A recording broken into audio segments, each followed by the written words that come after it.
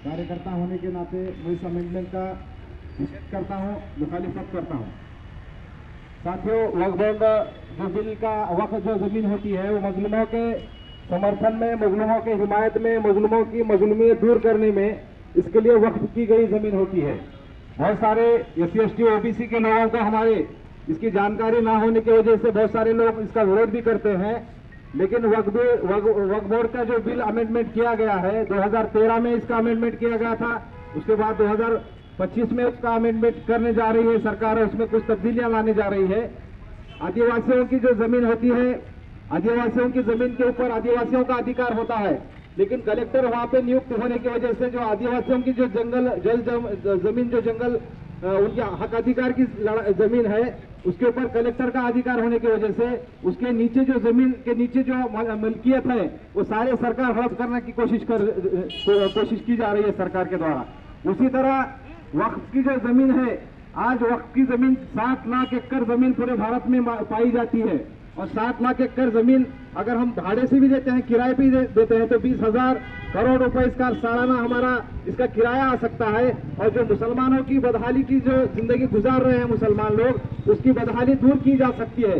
इसके लिए वक्फ का निजाम ही अल्लाह के मोहम्मद सल्लल्लाहु अलैहि वसल्लम के जमाने से चलता हुआ आ रहा है। इसलिए कोई ये राजा महाराजाओं ने ये जमीन दी वाली नहीं है, ये हमारे अल्लाह के नबी ने मोहम्मद सल्लल्लाहु अलैहि वसल्लम ने इसका प्रावधान किया था इस्लाम में, ताकि मजलूमों की मजलूमियत दूर हो।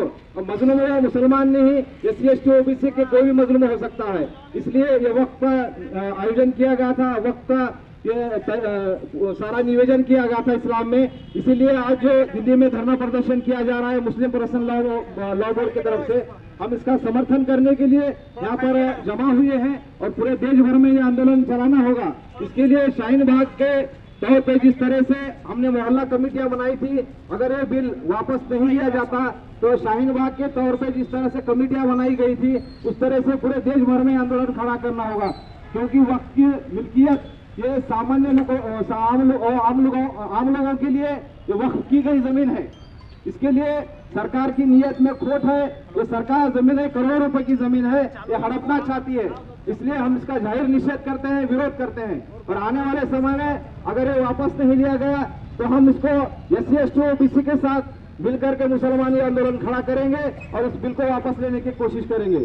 और खासतौर पर मुस्लिम भाइयों से मैं निवेदन करता हूँ, केवल मुसलमान मिलकर के यह विरोध नहीं करना चाहिए, क्योंकि 17 महीने किसानों ने दिल्ली के जंतर मंतर में विरोध किया था, दिल्ली के बॉर्डर पे विरोध किया था किसान अमेंडमेंट बिल वापस लेने के लिए, लेकिन सरकार ने झुकी नहीं।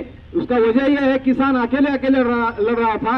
उसी तरह मुसलमानों को भी SC ST NT DNT VJNT sari माड़ी कोली हट्टर धनगर मराठा लिंगायत सभी लोगों को साथ लेकर इसका विरोध करना चाहिए। और जो सरकार चुनकर आई है वो फर्जी सरकार है, EVM मशीन में घोटाला करके सरकार चुन के आई है और ऐसे अमेंडमेंट कर रही है।